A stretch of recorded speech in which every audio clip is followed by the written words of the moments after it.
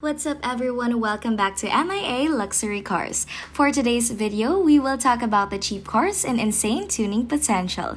Set your seatbelt and let's drive. There are people out there wanted to start with something stock and build it up themselves, or maybe they just want to buy something pre-built, or maybe just want a car that shoots flames to impress the ladies. Just don't catch anything on fire.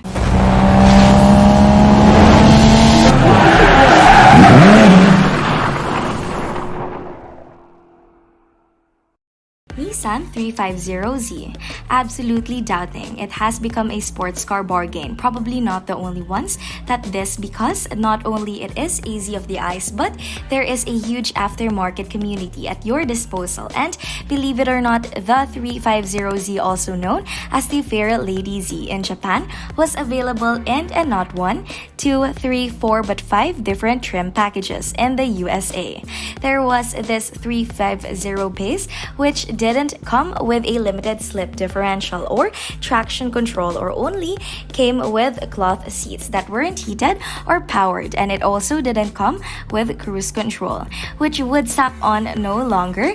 Now, the enthusiast trim package, which came with traction control, a limited slip, and a cruise control, started, and the performance trim came with a bigger spoiler, VDC, which stands for Vehicle Dynamic Control, which is more sophisticated than traction control. And if you could get the optional Brembo brakes, they all also had the touring trim, giving you all of the creature comforts you just don't need. It was the luxury model with the power, everything leather throughout VDC, and a limited slip, bigger wheels, and xenon lights. And the last but not the least, they have the truck edition, which gave you bigger Brembo brakes and appearances package, traction control, bigger wheels, limited slip, and cloth seats to hold you in tight. And regardless of the trim package, they all came with the exact same motor. Two early cars came with the VQ35 Dev 6 with 287 horses and 274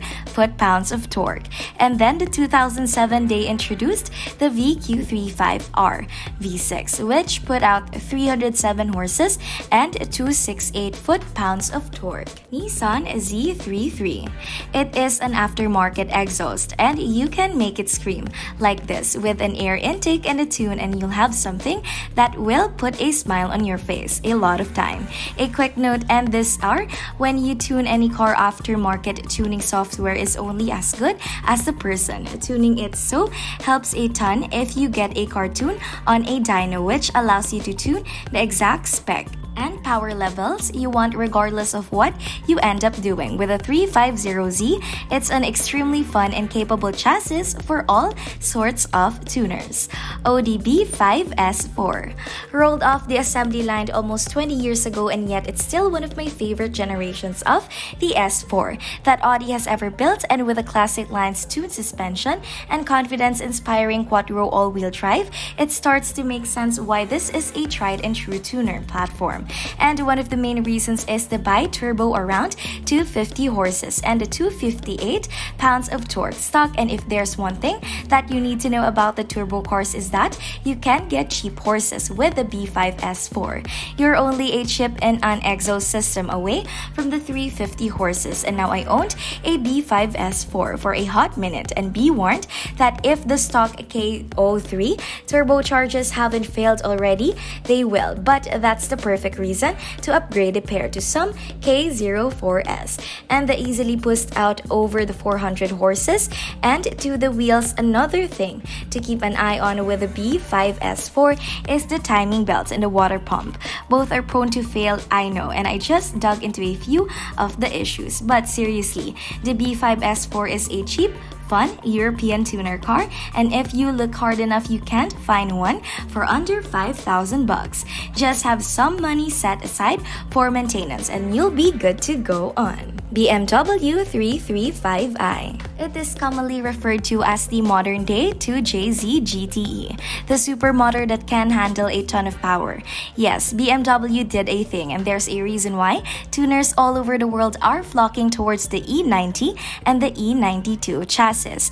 Just look at this coupe, it oozes luxury and performance, or you can get it in a sedan because we all know that 4 doors means more, and I'll let you finish that sentence. Anyways, the star of the show is the twin turbocharged inline 6, putting out 302 horsepower and about the same amount of torque, which are respectable numbers, but I know you're watching this because you want to know about the tuning potential, and with a simple 150 mHD stage 1 ECU flash, you'll gain almost 100 horsepower. That's deals, baby, and the fact that you can pick this baby up for $47,500 with that kind of luxury and performance is an absolute steal, and the best part is this engine can handle pretty much all the power you can throw at it. The only thing that you got to look out for is when you're picking up one of these, you are the external accessories failing, like water pumps, thermostats, high pressure fuel pumps, and few other things. So anytime you're buying a turbo car or any car for that matter, I can't recommend enough a pre-purchase inspection. And if you also use the negotiation tactics outlined in the ideal car strategies to get the best deal possible, you will be good to go. Because hey, the more money that you save on the purchase price, the more money you'll be able to spend on the mods. ACURA RSX.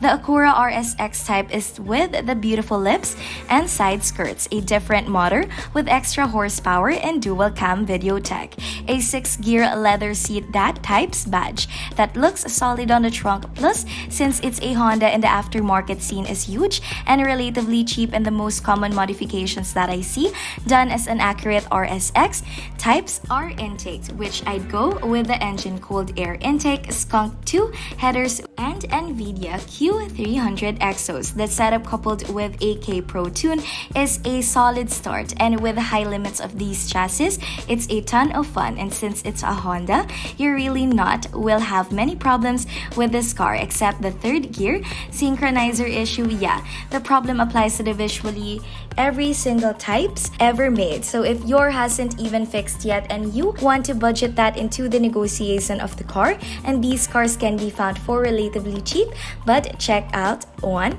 for roughly $3,500. Here ends our adventure. Thank you for watching. Please leave a comment, subscribe, and click the notification bell to receive updates and notifications for future videos.